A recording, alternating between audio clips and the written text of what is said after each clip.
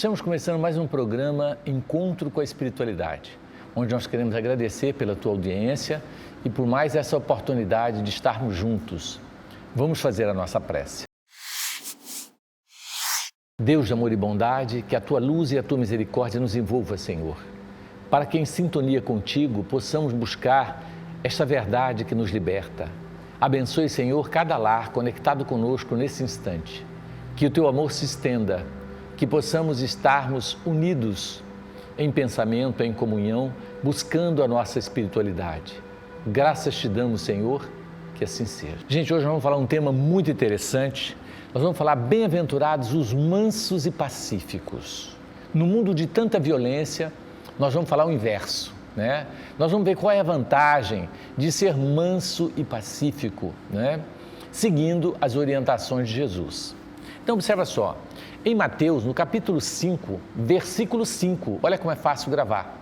Jesus diz, bem-aventurados os mansos e pacíficos, porque herdarão a terra. Né? Na primeira passagem ele fala, né, bem-aventurados os mansos e pacíficos que herdarão a terra.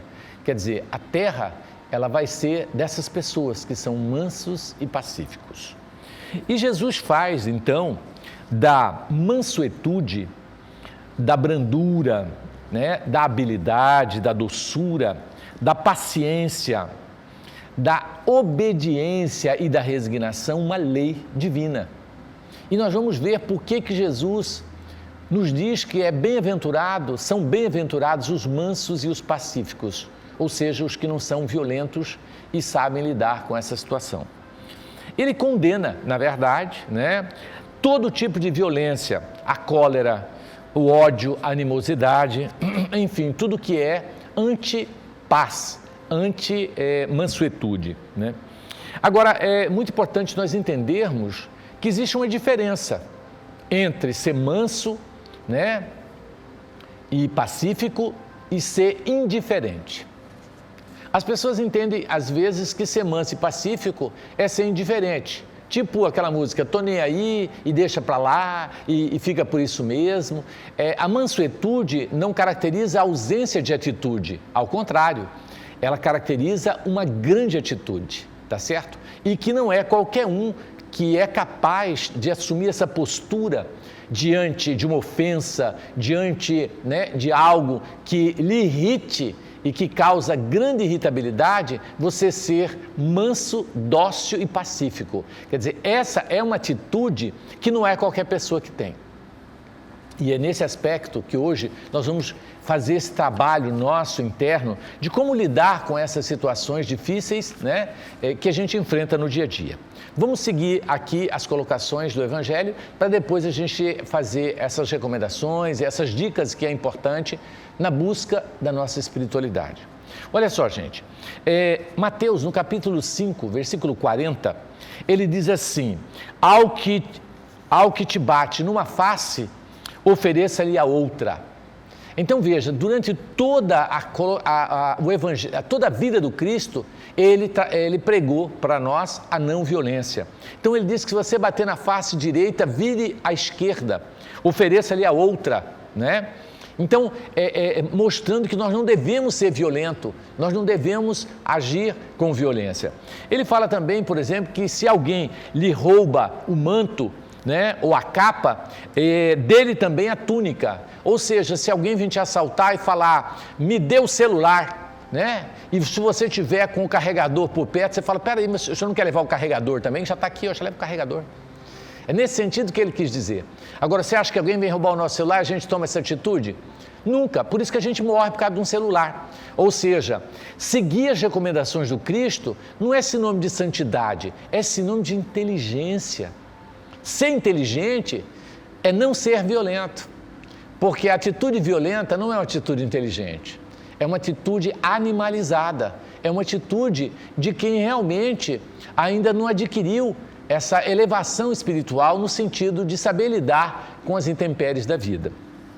Então, gente, toda a história nos conta isso. Eu tenho uma história muito interessante. Nós tínhamos um trabalhador nosso, né, lá do Vantuí há muitos anos, e ele estava no ponto de ônibus aqui na UFMT, ele estudava aqui na UFMT, era 11 horas da noite, ele estava esperando o ônibus dele, parou um assaltante, dizia um assalto, passa tudo que você tem. Ele falou, meu filho, eu sou estudante, não tenho nada, a única coisa que eu tenho é o passe, né? Aí ele olhou, viu uma correntinha, falou, me dá a corrente, me dá o passe, passa tudo aqui. Ele falou, mas aí como que eu... Aí ele falou, não, tudo bem. Aí ele entregou, sem nenhuma violência, né, a corrente, entregou o passe. E aí depois que ele deu tudo para o ladrão, ele falou assim para o ladrão, vai com Deus. O ladrão olhou para ele e disse, o que você disse?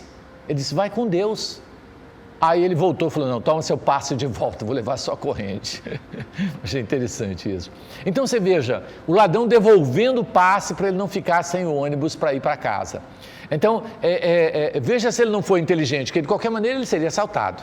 E se ele reagisse, ainda seria morto ainda por cima, porque assaltante não anda desarmado. Então, seguir as orientações do Cristo é obter o melhor resultado. Essa que é a grande verdade. E isso exige de nós, óbvio, um preparo para que a gente possa estar, né, ao ponto de não revidar, de não ir buscar. Quando chegaram para ele, mestre, o governo está cobrando muito imposto e é justo a gente pagar o imposto que César que o governo pede. Aí Jesus pega uma moeda, olha, estava a face de César, ele diz, quem é esse? Ele disse, é César. Jesus disse então, dá a César o que é de César. Olha que interessante. Então, Jesus mostrando que nós não deveríamos reagir diante dos assaltos que nós sofremos, né? Das injustiças. Dá a César o que é de César. Existem outras passagens que falam também da não violência com o Cristo. Tem uma passagem que diz assim, Jesus disse, se alguém lhe obrigar a caminhar 1000 passos com ele, caminhe 2000. É mole? E a gente vê quantos relacionamentos, né? Onde a pessoa fala, meu Deus do céu, essa pessoa me obrigando a ficar com ela e tal. Então, se ela te obrigar a ficar 1000 dias, fique 2000 dias. É mais ou menos isso que Jesus disse. Porque o objetivo é com que transformemos esse ódio em amor. Então, tem uma outra passagem também, por exemplo, quando Jesus estava indo para ser crucificado, os guardas batendo nele com muita violência e Pedro seguindo ele de longe, mas ficou revoltado, desembainha a faca e corta a orelha de um dos soldados que batia no Cristo. E então Jesus pega a orelha do soldado caída no chão, coloca de volta, só ele tinha essa capacidade, né, de conseguir colocar de volta. E olhou para Jesus, e olhou para Pedro e disse, Pedro, não foi isso que eu te ensinei. Né? Ou seja, você entendeu tudo errado. Então, ele se deixa crucificar, né, quando ele poderia matar todos com apenas o olhar. Né? E ele se deixa crucificar, ensinando que deveríamos ser o Cordeiro de Deus. Ou seja, o Cordeiro é aquele que se deixa morrer, né, para que os outros possam obter alguma vantagem. Então, ele nos ensina a antiviolência, nunca ensinou a violência. E, infelizmente, a igreja deturpou tudo e veio a Guerra Santa, veio a Inquisição e tantas outras em nome do Cristo, quer dizer, usando o nome de Jesus de maneira absurda, né? Totalmente equivocada. Mas tudo passa e essas pessoas, infelizmente, né, cometeram erros gravíssimos e passaram e hoje sofrem toda a violência, tá certo? O que nós temos que lembrar é que o mundo, gente, não suporta mais a violência. Nós chegamos no limite, tá certo? Então, nós precisamos combater a violência. Márcio, qual a melhor maneira de combater a violência? Vamos mandar matar todos os bandidos, todos os assaltantes, todo homem mau na terra, ok? O que você acha dessa norma? Cadeira elétrica para todo mundo. Gente, isso é ridículo, porque se for mandar colocar na cadeira elétrica, quem é que não vai para a cadeira elétrica? Você sabe o que o Chico fala sobre os presidiários, né? Perguntaram para o Chico, Chico, o que você me diz dos presidiários? Aí o Chico responde, o presidiário, meu irmão, é só um de nós que foi descoberto.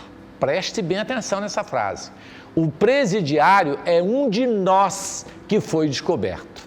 Ou seja, se for mandar matar, não sobra nada. né? Então, todos nós somos violentos. E a violência, o melhor combate à violência e o maior combate que você pode fazer à violência começa dentro de você, dentro de nós. Esse é o combate que nós temos que travar.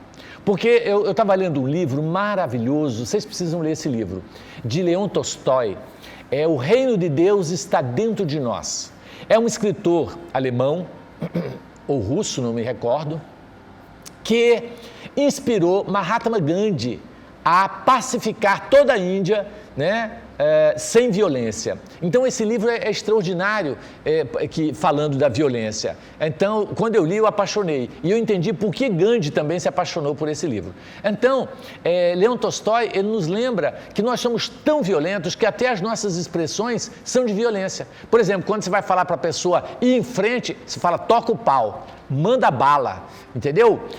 Senta o pé, mete a lenha. Enfim, a gente usa essas expressões que são expressões de violência. Então, a violência, ela está dentro de nós. E nós precisamos combatê-la, né? Nós precisamos combatê-la como? Nos mínimos detalhes, controlando a altura da nossa voz, né? Fazendo tudo para a gente não gritar, evitarmos palavrões, evitarmos qualquer gesto de agressividade em relação ao semelhante. Às vezes, para a gente agredir uma pessoa, você não precisa nem falar, nem gritar, nem usar as mãos para bater. O olhar agride o semelhante. Então, nós temos que trabalhar essa antiviolência dentro de nós e entender que a maior e a única revolução que nós podemos fazer de verdade é dentro de nós. Essa mudança, essa transformação. Para isso, nós precisamos vigiar e orar, como disse Jesus, para não cairmos em tentação. Observa, gente, que coisa interessante. Uma vez eu falando, né, com uma pessoa sobre essa violência e tudo isso, e ela disse assim, mas, doutor Márcio, na hora, eu fico irada quando o meu marido chega ao colo, eu tenho vontade de esmurrar a cara dele. O que eu faço? Nessa hora, o meu sangue ferve, ela dizendo, né? Eu disse, bom, primeira coisa é não deixar o sangue ferver. Porque se o sangue ferve, a cabeça para de raciocinar. E aí você vai pelo sangue. Então, você precisa aprender, tá certo? A se proteger para você não agredi-lo. Quer um exemplo? Que hora que ele chega alcoolizado? Fala, o miserável chega lá pelas 2 horas da manhã, bêbado, igual um gambá, e começa o rolo dele. Eu falei, então você vai fazer uma coisa, faz um acordo com ele. Fala, olha, você quer beber, beba. Eu sei que você não bebe, não é porque você é sem vergonha, você bebe porque você é doente. Eu descobri que alcoolismo é doença. Então, eu te aceito, né? Quando eu casei com você, eu disse que seria na tristeza, ou na dor, no sofrimento, ou no que for, eu ficaria contigo. Então, eu não vou te abandonar agora porque você é doente. Vamos fazer um acordo. Eu vou trancar meu quarto. A hora que você chegar, você nem bate no meu quarto. Vai lá para um canto, lá na cozinha, deita lá, dorme, vomita, faz tudo que você tem vontade de fazer, e aí no outro dia eu levanto, abro a porta e vou te atender e vou te ajudar. Então, ela fez isso. Olha que interessante. E aí, ele, quando não está alcoolizado, ele era um doce de pessoa. Então, o que ele fazia? Ele dormia lá no chão, realmente, né? Ela colocou um colchão velho, ele dormia lá junto com os cachorros lá e tal. No outro dia, ele levantava arrependido, porque é assim que acontece com o alcoolismo. E aí, ele já fazia o cafezinho, arrumava tudo e levava na cama para ela. E ela, toda feliz, né, abria a porta, o abraçava, e assim a vida passou eles passaram a viver sem guerra, sem violência, né, e não precisou dela fazer nada com esse sangue que ferve, porque o sangue não ferveu mais. Então nós temos que tentar encontrar, gente, um mecanismo de encontrar esse autocontrole para que a gente não seja violento, porque a violência, ela não só danifica o semelhante, ela prejudica o semelhante, como ela é capaz de nos causar danos irreparáveis no sistema nervoso central. Todas as doenças, normalmente relacionadas à toxicidade, são oriundas do sentimento de ódio, de revolta, né, de maldade que a gente tem. Então, já que nós queremos que o mundo seja menos violento, já que nós queremos um mundo melhor, então nós temos que começar a construir essa paz verdadeira dentro de nós, né? Buscando, através dos ensinamentos do Cristo, né? Colocar em prática tudo o que Ele nos ensinou sobre isso. Um deles é o vigiar e orai, para não cair em tentação. Então, se você sabe que a ira é o seu ponto fraco, você foge das pessoas que vão tirar. Por exemplo, toda vez que você vai na casa da sogra, você briga. Então evita ir na casa da sogra. E quando for, o que eu faço para mim não responder e agredir aquela criatura? Põe uma água na boca e vai com a água na boca. Porque se ela falar alguma coisa, você está com a boca ocupada, cheia d'água. A hora que a água vai ficando gosmenta, você vai trocando a água e fica ali tranquila, sem falar nada. É melhor ficar com água na boca do que agredir, falar e depois se arrepender de tudo aquilo e ainda causar um transtorno maior. Então, gente, outro perigo que nós temos que ter em relação à violência é com a nossa língua. A nossa língua fere mais que uma espada. Quanta tragédia, quanto problema nós causamos com a nossa língua, com a nossa fala, né? Então é melhor calar, gente. Se a gente não pode usar a nossa linguagem para elevar, para pacificar, para trazer a paz, por que usá-la para a violência? Por que usá-la para a fofoca, para a intriga, para a calúnia, né? Se lembra que nós já falamos um programa só sobre maledicência, o mal que isso traz, né?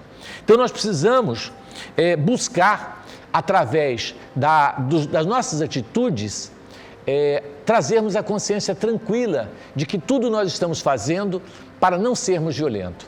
Então, a violência, ela não é ausência de ação, ao contrário, ela exige uma ação de nós de alta grandeza, né? E de alta transformação, porque se você não saber lidar com essa energia, ela pode te trazer danos irreparáveis, de difícil consequência.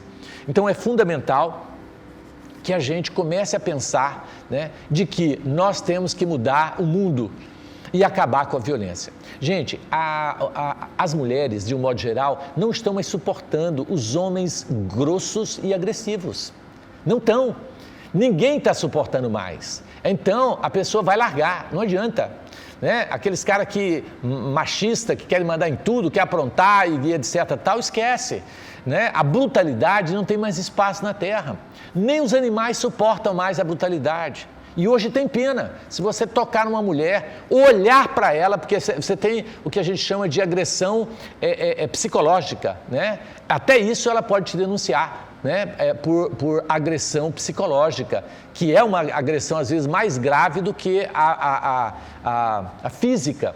Então, a sociedade está exigindo de nós uma mudança de comportamento. Então, nós temos que colocar na nossa cabeça que nós temos que ter um controle sobre as nossas emoções. Para isso, a gente tem que estudar. Eu sugiro um livro muito bom também, que chama Inteligência Emocional, do Goleman. É um outro livro legal para você ler, para a gente começar a trabalhar, educar, né, os nossos sentimentos, a nossa inteligência emocional. Grande parte das doenças, e principalmente a ansiedade, está relacionada com essa falta de controle na questão de lidar com a agressividade. Existem algumas histórias muito interessantes. Tem uma história de um senhor muito antigo, que ele era da época que a mulher em casa que rachava lenha para fazer comida, ela fazia muita coisa. E aí ele chegou do emprego cansado, né? E ela foi lá reclamar e xingar ele todo: você não faz nada, as crianças não vão para a escola por sua culpa, você é isso, você é aquilo, você... Então reclamou demais, e ele foi olhando para a mulher e foi ficando com ódio, e tinha um machado assim na parede que eles usavam para cortar lenha, para fazer a comida, que antigamente era lenha, né? Ele foi olhando para ela, passou a mão no machado, olhando fixamente para ela, desceu para o quintal e cortou lá 2 metros de lenha. Entrou suado, cansado, com o machado, colocou ele de volta e ela disse: bem, como você é bonzinho, eu brigo com você, você ainda racha lenha para mim. Mas, na verdade, ele pegou aquela energia da ira, do ódio que ele estava e canalizou e rachou a lenha para ela. Olha que interessante. Então, o ódio, é natural que a gente sinta essa energia negativa, mas qual a direção que você vai dar para essa energia? Essa é a diferença. A irmã Mel era minha professora de educação artística e ela dizia o seguinte, que quando ela ficava com ódio da madre no convento, da madre superiora, ela pedia para ir lavar roupa. Então ela ia para o tanque e batia aqueles tapetes encardidos, aquelas roupas e jogava toda a energia dela na roupa, vinha leve, tranquila, sem ódio da madre. Então você pode canalizar essa energia, sabia disso? Essa energia que é tão poderosa, você pode canalizar para algo positivo e transformar o que aparenta ser negativo em algo positivo. Essa é uma das dicas de como lidar com essa energia negativa chamada ódio, rancor e etc. E muitas vezes nós agimos também assim porque nós queremos fazer justiça. Tipo, nos sentimos injustiçados, a gente quer fazer justiça com a própria mão. Mas nós temos que lembrar que Deus está acima de tudo. E que se você for manso e pacífico, alguém vai tomar a sua dor e vai agir por você. Não vai passar impune. Então, serenemos o nosso coração, busquemos entregar na mão de Deus, na misericórdia divina. Porque se a gente confia em Deus, por que querer fazer justiça com as próprias mãos, né? Então, essa postura de resignação, porque, tipo, se nós sofremos uma agressão na lei de causa e efeito, é porque nós agredimos alguém. Então, esse alguém que está nos agredindo, se você for pensar no fundo, ele é um benfeitor. Ele é um ser que está sendo instrumento de Deus para que você possa pagar a sua conta. Então, por que agredi-lo se ele é um instrumento? Ah, mas ele é um instrumento que fere, que corta, que me machuca, mas está fazendo eu pagar minha conta. Porque na lei de causa e efeito, o inocente não sofre. Você plantou, você colhe.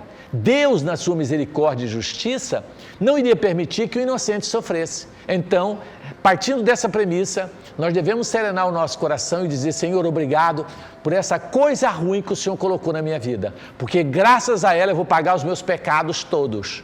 Pode ficar tranquilo e ore por esse agressor, porque com certeza, né, nós vamos obter muito mais vantagem do que se nós revidarmos ou assim por diante. Mas quer dizer que então com a mulher que sofre violência dentro de casa, ela não tem que tomar nenhuma atitude, tem que ficar apanhando quieta e deixar, entregar para Deus, dizer não, isso é porque Deus quer, inocente não sofre, eu vou agradecer meu marido por bater? Não. Essa atitude é uma atitude de indiferença ou de confusão mental. Ser bom e ser bobo tem uma diferença grande. Você não precisa ser boba, de ficar apanhando sem tomar nenhuma atitude. Temos que tomar atitude, sim. Temos que denunciar. Temos que sair e tentar apanhar o mínimo possível. Então, gente, ser pacífico, manso e pacífico não é ser bobo, né? As pessoas sempre achavam que o Chico era bobo. O Chico não era bobo, não. Ele sabia muito bem o que estava fazendo. Ele só era manso, pacífico. As pessoas confundem quem é manso e pacífico como bobo. Então, nós temos que tomar muito cuidado com isso e ficarmos atentos para que nós não deixemos a violência aflorar em nós. Tá certo? Então, hoje nós temos um convidado especial, o Marcos vai estar aqui com a gente, nós vamos bater um papo, tá certo? Sobre esse assunto também. Ok? Já voltamos.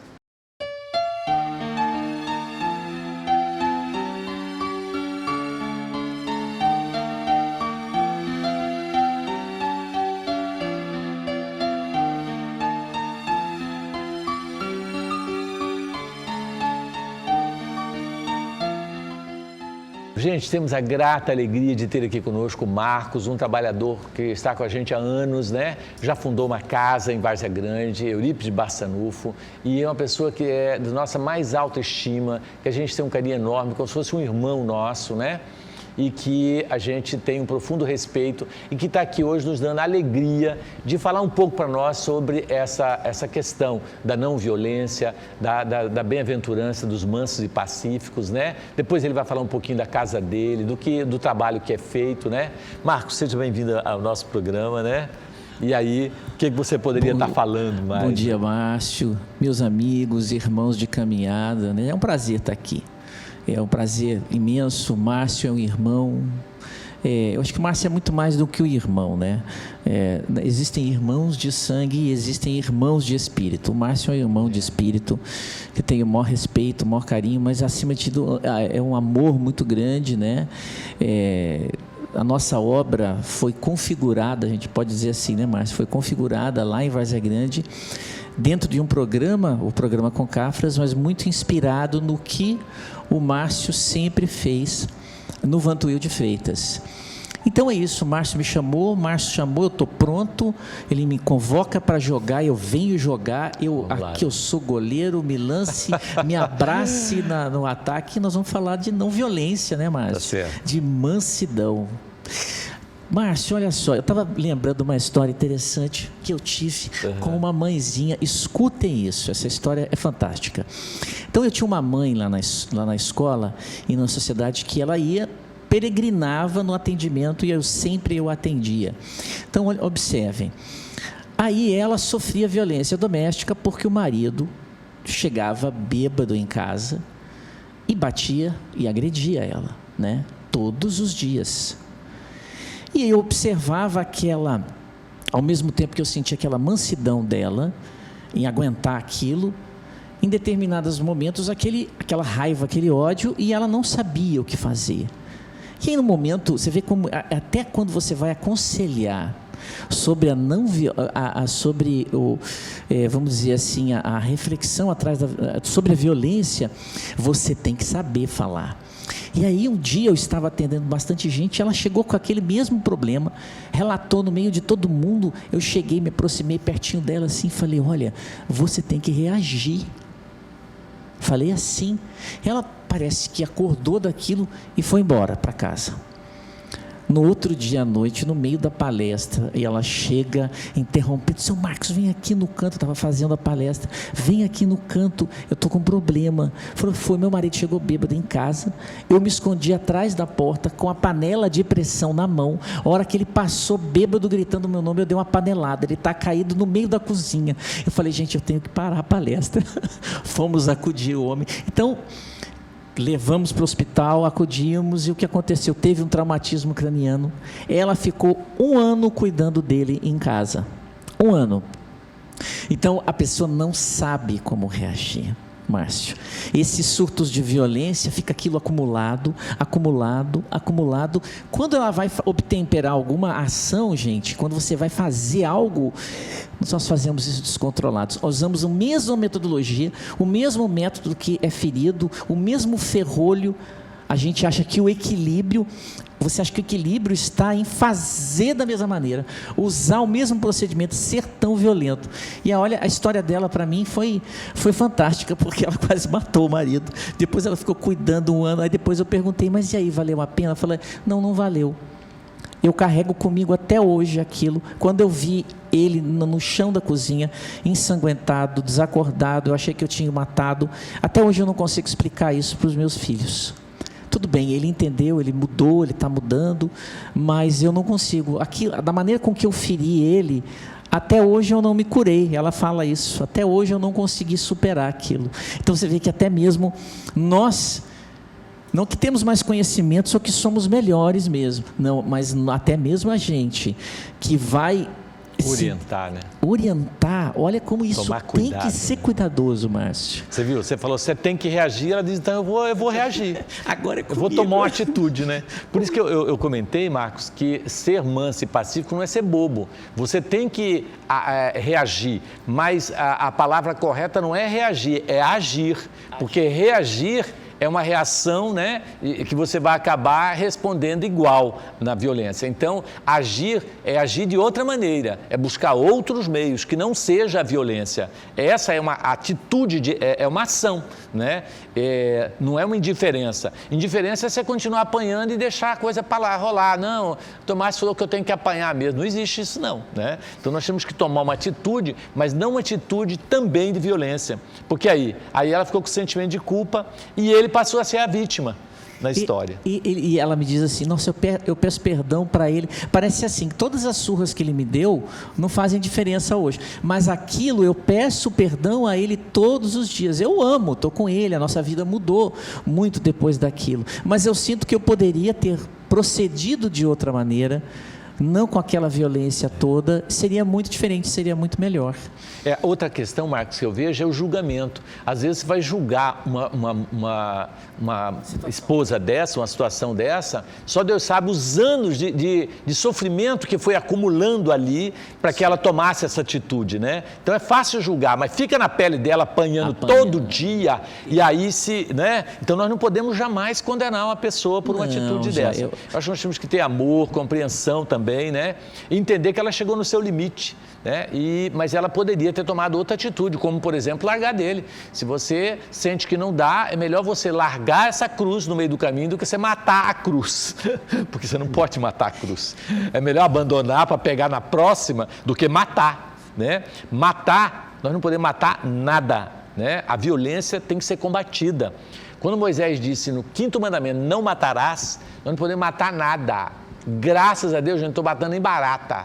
Barata, eu olho para ela e falo, olha, graças a Deus, eu não vou te matar. Faz o que você quiser, anda, sai daí. Eu faço no máximo e olha que você é traumatizadíssimo com a barata. Márcio é um homem que tem medo de barata. Tenho medo. Mas, Márcio, eu estava pensando, esses dias atrás a gente estava numa reunião, e uma reunião tensa. Sim. Uma reunião tensa, aquela reunião muito tensa. E eu sentia que naquele momento qualquer coisa iria acontecer. Falei, não está legal essa reunião, o que eu vou fazer? E aí eu percebi, a violência íntima, ela paralisa o raciocínio. Sim. Você paralisa o raciocínio, você sai do sentido do seu dia a dia, ela paralisa você e você comete o ato. Então eu aprendi uma coisa interessante, que é você tentar levar a criatura ao raciocínio. Ela precisa sair daquele momento onde ela está envolto naquele ambiente trevoso, naquele ambiente de violência íntima, porque eu carrego isso, a gente carrega isso, e tentar fazer algo para tirar ele daquele estado emocional. Eu estava numa reunião, e a reunião tensa, uma brigaiada. Eu falei, gente, eu preciso falar uma coisa muito importante. Eu falei, olha só, olha o nível, olha só, a Austrália existem 35 milhões de cangurus na Austrália. O Uruguai, ele tem 7 milhões de habitantes. Se a Austrália decidir invadir hoje o Uruguai, cada habitante da Uruguai vai ter que lutar contra 5 cangurus.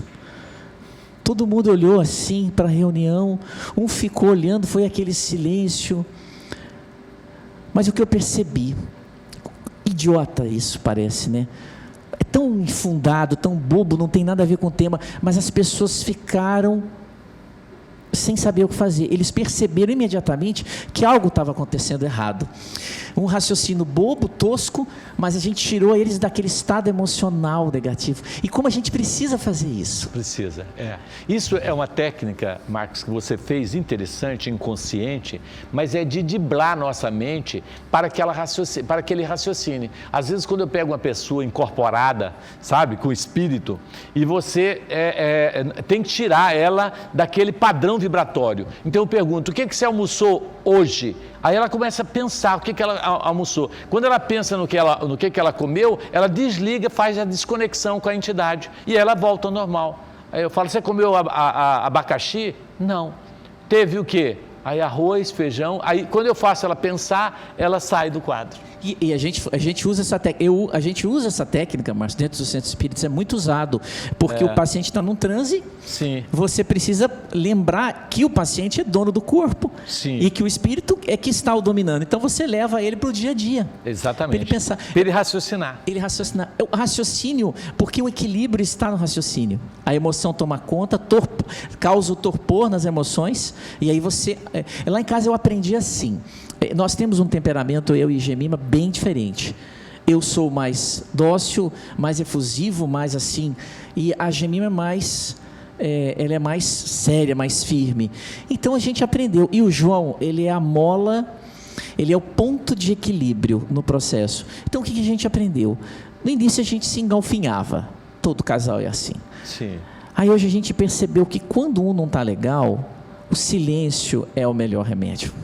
Sim. Cara, é o silêncio. Então você fica naquele silêncio, aquela parece um negócio frustrante, mas não é. Você não tem ideia de como o silêncio A ação, a gente pensa que assim, mas o silêncio é... Não, não é. É ação. É ação no silêncio, porque você está investindo em silêncio, você está investindo em tentar entender aquilo, para não agir, porque a ação naquele momento, ela vai ser violenta. Vai ser catastrófica. Ela vai ser violenta. Então eu aprendi muito. Então a gente fica às vezes um dia em silêncio, aí vai, abraça o amor e tal, e a coisa se recoloca. Eu amo aquela mulher, caramba, ela me ama. Ela não merece o meu ódio e eu não mereço isso dela. A gente não merece isso. Exatamente. Então, Marcos, você falou uma coisa interessante, que é a técnica do silêncio. Se você não vai falar algo que seja edificante, que seja de doçura, de ternura, é melhor calar a boca. Fica quieto, né? De que boca calada não entra mosca, e é uma grande verdade, né? E o silêncio, ele às vezes, ele fala mais alto do que você falando alto. Interessante isso, né? Isso é verdade. Então, o silêncio fala. E mais, às vezes, ele estimula a pessoa muito mais à mudança do que se você falar e agredir. Entende? É tipo assim, você chama mais atenção do outro ficando quieto do que falando. Interessante isso, né? Aí a pessoa fala, o que foi que você está quieto? Nada. Meu Deus do céu, fala, criatura, a pessoa quer que você fale. Ela quer, porque o que eu observo na violência é uma questão muito interessante, que ela é muito coloquial, é o embate. Sim, ela quer o embate. Eu preciso do embate. Quando eu falo, eu não sei o que, quando eu não dou o embate, nossa, isso é de uma frustração. Violenta. A pessoa fica frustrada, mas ele não reage, sua mosca morta. Aí chama-se de tudo quanto é coisa. Porque aí observa só, quando não quer, dois não brigam. Essa frase é antiga, não é? Dias atrás um cliente me ligou, aconteceu um problema que não passava por mim, de uma indústria que a gente é parceiro, e fizeram uma coisa muito errada, e ele me ligou, transtornado, falou o diabo, né? E eu escutei pacientemente. Terminou, você não vai falar nada? Falar, cara, eu não tenho nem o que falar, cara, você é tão importante para mim, eu gosto tanto de você, daqui a pouco eu ligo para você. Aí, deixei 40, 50 minutos e liguei para ele. E liguei e nem falei do assunto. Para você ter uma ideia como isso é interessante. Aí ele conversou comigo como se ele estivesse conversando a primeira vez naquela manhã. Ele já tinha me ligado e tinha acabado comigo. Aí ele me xingou todinho de manhã, a hora que eu liguei. Eu falei, Marcos, mas eu falei contigo hoje já? Ele não sabia que ele tinha falado. Nem lembrava, né? Ele nem lembrava. Falou, não, você falou pela manhã, mas assim, eu não entendi nada do que você falou, por isso que eu estou te ligando de volta. Então a gente vai adquirindo essas técnicas para ver que o ser humano, o Márcio fala sempre muito isso, eu acho muito bonito, o ser humano vale a pena. Vale a pena. Vale a pena. Então você vê que às vezes por causa de um transtorno mental, uma violência, algo que o cara está vivendo na sua vida íntima, você não sabe o que ele está passando por ele, caramba. Ele precisa se expressar às vezes com violência, precisa chamar atenção. Tem uma amiga nossa no centro, interessante, essa é muito boa. Ela orava para Deus, ela estava com um problema muito grave, Márcio, e ele orava para Deus com muito ódio. Então ela chorava, ela esperneava, ela disse que ela ia no fundo da casa para os filhos não verem e para o marido não ver. Então ela ia no fundo da casa, chorava, esperneava, gritava para Deus, Senhor, você não está vendo, eu estou sofrendo, e chorava, meia hora, não passava. Aí um dia ela chegou no centro, Marcos, eu não sei mais orar para Deus. Eu falei, por que você não muda a técnica? Como é que você está orando? Aí ela me explicou. Eu falei, olha, está meio complicado a sua prece, porque no meio da confusão, que todo mundo está pedindo socorro, o seu grito é só mais um. Está todo mundo socorro, e é só mais um. Então, por que você não conversa com Deus de uma maneira pacífica? E pede aconselho, como se ele estivesse tomando um café com a sua mãe, com seu pai, lá na mesa, comendo aquele pãozinho de queijo, a la mineira, aquele pãozinho de queijo. Toma um café com Deus, vai lá no fundo, põe uma cadeira na frente, conversa que Deus está ali. E aí ela falou que a primeira vez que ela fez isso, ela ficou 20 minutos só chorando. Ela sentia que Deus estava ali com ela, ela chorava, e ela sentiu uma emoção, eu até me emociono quando eu falo, sentiu uma emoção que ela nunca tinha sentido, ela sentiu Deus envolvendo ela naquele momento, sabe? E aí todas as vezes que ela está com o coração apertado, ela vai lá no fundo da casa, tira aquela violência do coração. Olha. Você vê, né? A oração, gente, tem um poder incalculável, né? E essa questão que o Marcos colocou é muito importante. Você colocar uma cadeira e imaginar que Deus está ali, porque Ele está. Essa é a verdade, né? Então, essa é uma atitude muito importante. Porque o ódio, o sentimento de raiva, ele prejudica muito mais a nós mesmos do que o semelhante. Então, nós precisamos tirar essa mágoa. Se nós temos ódio de alguém, o problema é nosso, não é dele, do outro, né? Então, a gente tem que cair essa ficha e parar de se auto-martirizar, porque senão você vai acabar se auto-destruindo. É autodestruição. Então, por isso que o auto-amor é importante, o auto-perdão. E você tem que aprender, né, a ser menos rigoroso com os outros e consigo mesmo. Isso é importante, né, Marcos? Porque a pessoa que é rigoroso com o outro, isso eu estive reparando, ela é rigorosa também consigo mesma. Se violenta. Se violenta. Por isso que Jesus fala que nós deveríamos amar os inimigos, perdoar os inimigos, porque quando nós amamos e perdoamos o inimigo, nós também amamos e perdoamos a nós mesmos, porque o maior inimigo está dentro de nós, são nossos defeitos. Jesus é muito claro, vai primeiro no teu inimigo. Sim. Vai lá nele. Tem problema com ele? Reconcilie resolve. com ele. Aí você vem aqui em mim. Exatamente. Porque é isso, e eu já estive reparando, Marcos, as pessoas que são rigorosas com os outros são rigorosas consigo mesmo. Então, ela sofre muito, porque, na verdade, as pessoas acham que quando vão desencarnar, vai chegar no plano espiritual e vai ter um tribunal que vai julgar ela, né? Você fez isso e tal. Não, quem vai nos julgar é a nossa própria consciência. Por isso, se você é benevolente para com os outros, você também vai ser benevolente para consigo mesmo, você vai se auto-perdoar e você vai se amar e você vai ser feliz.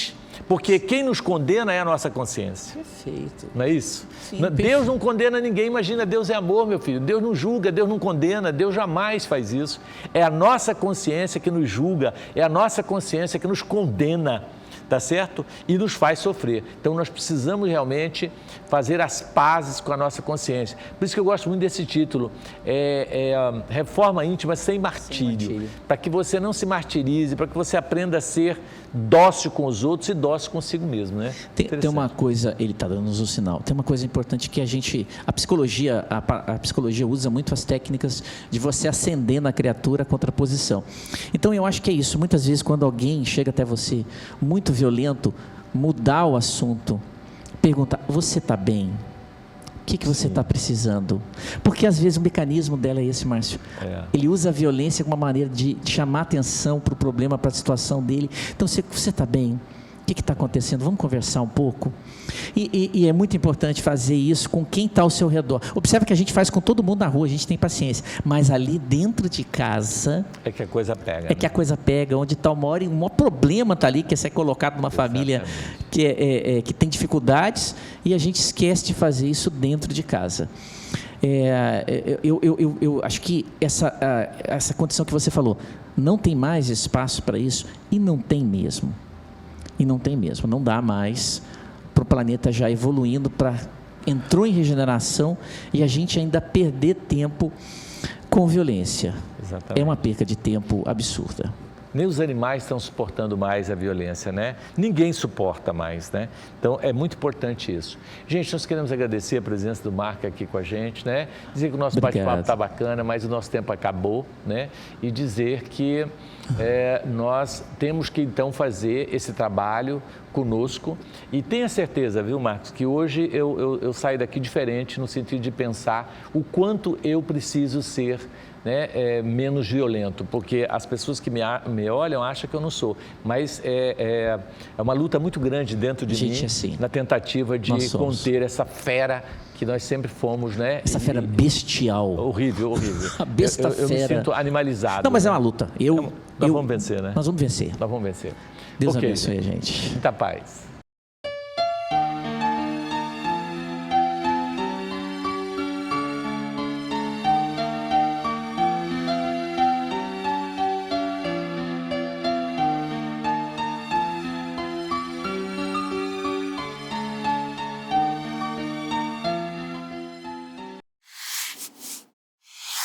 Oi, Márcio, tudo bem? Meu nome é Carla, eu tenho uma grande dúvida. Aquela pessoa que procura ser mansa, calma, pacífica, mas por dentro é um turbilhão de emoções. Qual é válido? Deixar essa pessoa ser espontânea com suas emoções ou procurar controlar, demonstrar ser pacífica, mesmo não sendo? O que é válido na sua evolução espiritual? A pergunta é maravilhosa. Essa turbulência interna, ela precisa ser resolvida. Porque se você aparentar ser mansa e pacífica, mas por dentro você está em turbilhamento com aquele ódio fervendo dentro de você, isso vai te causar doença, indiscutível. Então o que você precisa? Canalizar essa turbulência interna, não deixar essa agressividade vir e canalizar essa energia. Isso é o ideal, né? Às vezes, uma das formas que você tem de tirar isso de dentro de você é você escrever tudo que você está sentindo de ódio, depois toca fogo, que esse fogo vai queimar e eliminar tudo isso. Você coloca na cabeça que a hora que queimar, isso vai desaparecer de dentro de você, esse turbilhamento, esse fogo, essa energia. Outra é você procurar um psicólogo, contar tudo para ele, um amigo, né, que não vai espalhar tudo isso, você contar tudo o que está acontecendo com você, sem contar quem é a pessoa, para que você tire de dentro de você. Porque Tiago fala, confessai-vos uns aos outros para que tenhais saúde. Quando você fala, você arranca de dentro de você essa mágoa, esse sentimento, esse turbilhamento. Outra maneira de acalmar esse fogo, essa ira, né, esse ódio, é você ler o Evangelho. O Evangelho de Jesus é extraordinário. Ler um livro espírita, né, fazer uma oração, tá certo? Isso acalma, serena, tomar uma água fluidificada, tá? E quando você não puder fazer nada disso, vai no fundo, cava um buraco lá no seu quintal, grita, fala tudo que você tiver que falar, depois tampa, joga areia em cima, como se fosse um gato que fez ali a sua necessidade, jogou ali, acabou. Então, tira dentro de você. Pronto. Então, são vários os recursos, né, Carla? Mas o importante é que você não externe a sua violência, tá certo? Né? Mas também, se ficar dentro de você, vai adoecer. Você entendeu, né? Mas sua pergunta foi ótima, Carla. Vamos à próxima. Olá, meu nome é Gabriela. Quando presenciamos uma situação de desequilíbrio, de cólera em alguém dentro da casa espírita, como devemos enxergar essa situação e como devemos auxiliá-la? Gente, é uma pergunta interessante. Às vezes você encontra dentro da casa espírita, dentro da sua igreja, né? Alguém que te agride, alguém em desequilíbrio, em cólera, com raiva de você. Qual que deve ser, como nós devemos enxergar essa pessoa? Primeiro, é como uma doente, porque ela é doente, ela está doente, né? E segundo, como nós devemos auxiliá-la? Através da oração. Às vezes falar com ela não vai resolver, ela vai ficar mais irada. Ore por ela, olhe para ela, mentalize você beijando, você abraça ela mentalmente, que isso você pode fazer, quer ela queira, quer ela não queira, você pode abraçá-la mentalmente e dizer, eu amo você. Não faça isso comigo, porque eu te amo. E você começa a repetir isso várias vezes e abraçá-la. Você vai ver que o processo vai inverter e ela vai melhorar muito, porque ela é uma doente. Gente, ninguém agride o semelhante sem estar doente e desequilibrado, tá certo? Então, todo agressor, ele é um desequilibrado, ele é um doente. Eu lembro uma passagem muito interessante que uma senhora chegou para o Chico dar o passe, o Chico demorou um pouquinho porque estava ocupado, e ela ficou tão irada depois, pegou o evangelho e começou a bater no Chico, deu uma surra nele de evangelho. Ele apanhou e aí ele disse, ficou, né, todo vermelho de apanhado, e aí ela disse, agora você vai me dar o passe. E ele falou, meu Deus, como que eu vou dar um passe numa criatura se ela acabou de me bater? Mas ele deu o passe, né? E aí depois que ele terminou de dar o passe, ela saiu, né? E você precisa tomar vergonha na cara, da próxima vez que tiver que eu chegar aqui é para você dar o passe rápido. Ele, sim senhora. Aí ela foi embora, aí a pessoa chegou para o Chico e falou, Chico, como que você está sentindo depois dessa surra? Você está todo apanhado. Ele falou, leve, feliz. Porque o duro é se eu fosse o agressor, ainda bem que eu fui o agredido, né? E se ela não tivesse batido em mim, você não sabe o que ela poderia fazer na casa dela com aquele ódio. Então foi bom que ela descarregou em mim, porque eu mereço apanhar mesmo. Então essa postura é fantástica, né? Então eu acho que nós temos que ter a postura do Chico, aprender com o Chico, né? E ajudar. O que Jesus disse? Que nós deveríamos amar os inimigos e retribuir o mal com o bem. Esse é o ensinamento do Cristo, né? É isso mesmo. Então vamos à próxima. Doutor Márcio, gostaria de fazer uma pergunta para o senhor referente ao nosso mundo que a gente vive hoje, né? na questão de violência, pessoas mal educadas, no trânsito, trabalho, seja onde for, e essas energias negativas elas atraem. Como a gente pode se proteger para que essas energias negativas não possam atingir a gente e a gente possa melhorar? Gente, o Jonathan fez uma colocação maravilhosa. Quando você vibra ódio contra alguém, sai de você uma energia negra, fétida, pestilenta e que vai atingir o outro. Só que antes dele ir atingir o outro, ele percorre todo o seu corpo em circuito fechado. Ou seja, ele deixa tudo isso negativo em você. Aí ele vai em direção ao semelhante. Se o indivíduo está bem, harmonicamente bem, essa energia não vai atingi-lo, vai bater e ele vai voltar. E como que a pessoa fica bem preparada para não receber esse tipo de energia? Está sempre orando, vigiando, no trabalho do bem, trabalhando a humildade, a paciência, a resignação. Enfim, quando você está tranquilo, tá certo? Nem esse ódio vai te atingir. Aí a energia bate em você e volta para aquele que emitiu. Aí ele vai receber a carga de novo da energia negativa. Então a melhor maneira de você se combater contra alguém que te agride, fala mal, é orar por ele também e vibrar amor. Porque quando você vibra o amor, que é uma energia positiva, ela neutraliza a energia negativa e elimina a energia negativa. Eu tenho várias histórias que eu podia contar, mas o nosso tempo está muito curto, não vai dar tempo para me contar das energias negativas quando elas andam, vão e cometem absurdos, até chegar em alguém que ama, que ela muda totalmente a sua direção, tá certo? Então é isso. Gente, tudo que nós falamos tem respaldo doutrinário. Você viu que nós citamos vários livros e aqui nós vamos citar mais alguns, Veja, Emoções que Curam. É um livro interessante, do Vanderlei. Eu gosto muito desse livro, é da Hermance Dufour, que é excelente, Emoções que Curam. Ele fala também sobre reforma íntima sem martírio, o mesmo médium, Vanderlei, livro maravilhoso, vale a pena a gente ler, tá certo? Porque são livros que vai ajudar muito a combater a nossa violência interior. Temos ali esse livro maravilhoso, que é a vida, o livro de Padre Germano, tá? Memórias do Padre Germano. Gente, esse livro é maravilhoso, é da Amália Domingos Soler. Ela é extraordinária. Ela que escreveu o livro Perdoa-te. É um livro também maravilhoso que conta a vida de Madalena, E no final, Mãe Zeferina. Maravilhoso, vale a pena a gente ler, tá bom? Memórias de um Padre Germano. Eu sou apaixonado pelo Padre Germano. E esse livro, Renúncia, que é um livro, para mim, best-seller, que eu já li 3 vezes, eu quero ler a 4ª vez, porque esse livro, para mim, é realmente um norte, no sentido da gente aprender a abrir mão dos nossos caprichos, da nossa vaidade, da nossa arrogância, da nossa prepotência, em função do semelhante. Vale a pena a gente ler esse livro. Gente, nos nossos avisos nós queríamos dizer o seguinte, que seja um sócio contribuinte da nossa obra. Nós vivemos de doações. R$10 que você colaborar para nós é muito e vai nos ajudar muito. O nosso balancete está no nosso site. Mensalmente nós colocamos lá, www.vantuilefreitas.com.br, e você coloca balancete e você vai encontrar toda a nossa prestação de conta ali, as nossas despesas, a transparência do nosso trabalho, tá? E temos também o Clube do Livro. Se você quiser receber um livro todo mês na sua casa, é só você ligar para nós e nós vamos mandar levar para você esse livro. Com apenas R$35 por mês, o livro chega na sua casa todo mês.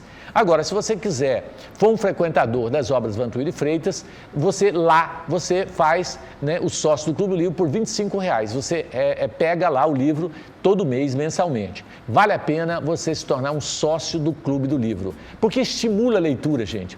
Todo mês você recebe um livro. Dificilmente esse livro custa menos que R$25, sempre é mais caro. Já teve livro de R$80 no Clube do Livro, que custa apenas R$25 por mês, tá? Então vale a pena você se tornar um sócio do Clube do Livro ou um sócio do Vantuíli Freitas. O outro aviso, gente, são doações. Se você quiser essa nossa agência bancária, você pode fazer as nossas doações por essas contas que aí estão, tá certo? Então a gente agradece você que já fez, você que está colaborando conosco, vá conhecer a nossa instituição, nos ajude e eu agradeço. Recadinhos do WhatsApp, gente?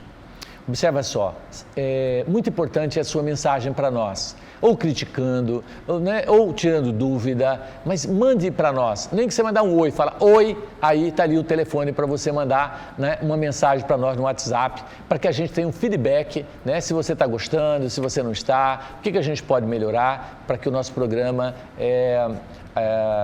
consiga levar realmente essa noção de espiritualidade para nós, tá certo? Então nós temos aqui alguns recadinhos de WhatsApp, tá certo? Que a gente vai comentar. A Silvia Fraga, aqui de Cuiabá, ela diz: assisto todos os sábados o programa Encontro com a Espiritualidade e não consigo dormir aos domingos sem assistir. Olha que bacana!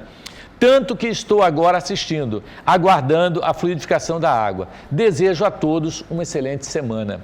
Obrigado, Silvia, por esta participação, tá? Um abraço para você. Gilmar de Rondonópolis, olha que bacana, ele diz: muito bom o programa, me ajuda muito essas palavras de fé, é disso que nós estamos precisando. Bacana, né, Gilmar? Um abraço para você em Rondonópolis, para a Pâmela, todos os nossos trabalhadores aí de Rondonópolis, né, que faz esse trabalho maravilhoso aí. Marinete e Maria Augusta, residencial Santorini, em Cuiabá, diz: amo o programa de vocês. Como sempre, é um grande ensinamento. Abraços meus, tá certo? E da minha mãe, Maria Augusta de Figueiredo Costa. Um abraço para você, Marinete, e toda a sua família que está nos assistindo. Então tivemos um total, gente, de 20 participações no último programa, né? Mandando mensagens para nós. Então a gente agradece e pede que vocês façam isso. Aproveita agora que você está assistindo o programa, um número ali e já manda o seu recadinho para nós, ok?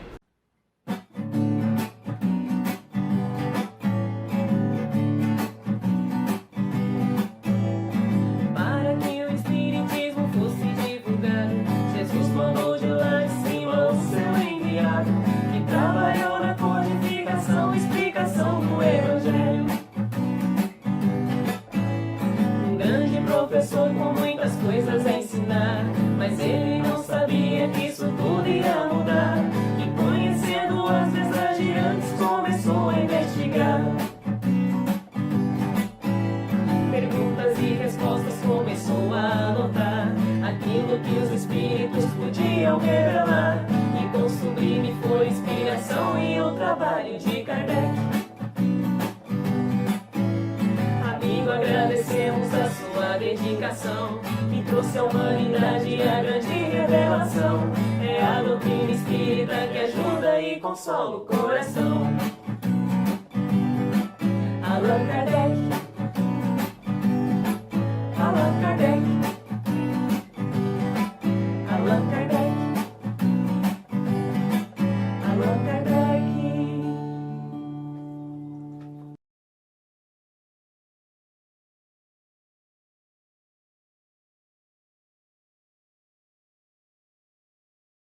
Gente, estamos chegando mais no final de um programa, queremos agradecer a sua audiência e vamos pedir a fluidificação das nossas águas. Deus de amor e bondade, coloque nessa água e em todas as águas de todos os lares o medicamento, o bálsamo tônico que possa nos trazer paz, equilíbrio e tirar de nós, Senhor, esse sentimento de ódio, de violência que ainda impera em nossos corações. Que a Tua luz, Jesus, transforme essa água no calmante, para que nós possamos olhar o mundo com mais amor, com mais paciência. Graças te damos, Senhor, e que assim seja. Bom, gente, até semana que vem, se Deus assim nos permitir. Muito obrigado.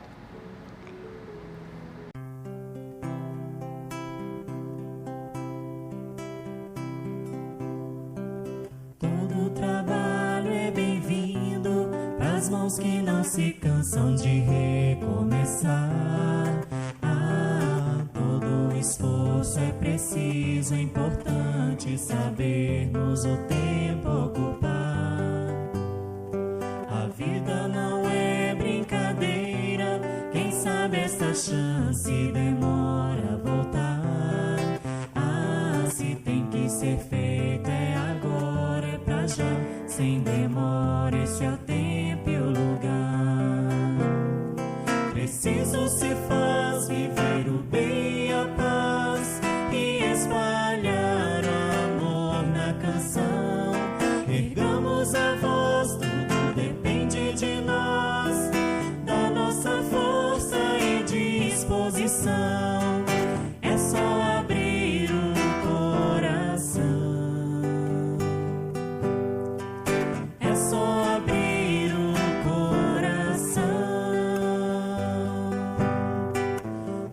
trabalho é bem-vindo pras mãos que não se cansam de